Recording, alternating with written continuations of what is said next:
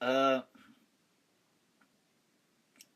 Melissa Ypsilon says, Salam, Mufti, could you please talk about Sufism a little bit and how you see them different from other schools in their understanding of the concept of the Ruh? Too happy to listen to your thoughts. You see, I was thinking about this the other day, that Sufism, although now I think it too is just institutionalized, but I do feel that it was onto something.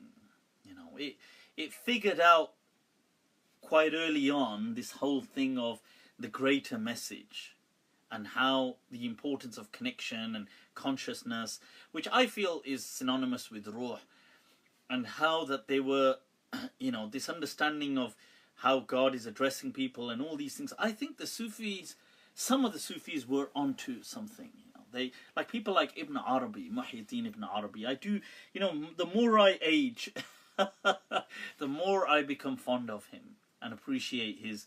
And it's ironic because 10 years ago I thought, astaghfirullah, I thought he was a fool. I would have thought he was stupid for saying some of the stuff he said. But it just goes to show how your own understanding develops with age. And you look back and you think, bloody hell, you know, this guy, he really did have some amazing depth to his perception, considering, you know, it's over 100 years ago. Today we're looking at these things because of the voice of reason, because of quantum physics, because of... And these people were onto this, and this holistic, this embracing everybody, this kind of, you know, that none need to despair from the message of God, that it will encompass all of his creatures, that you don't need to have this God is out there to punish you outlook. And he was onto this so much before so many people.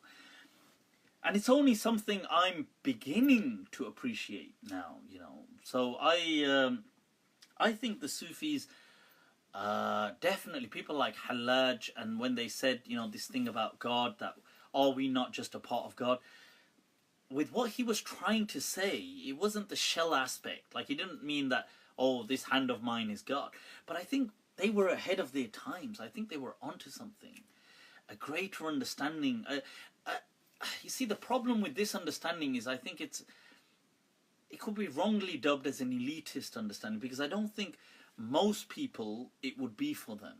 But I think it would be for certain people who are seeking that quest with God. And so I am definitely, appreciative of these people. I do think today most of Sufism is just like the rest of religion. It's institutionalized.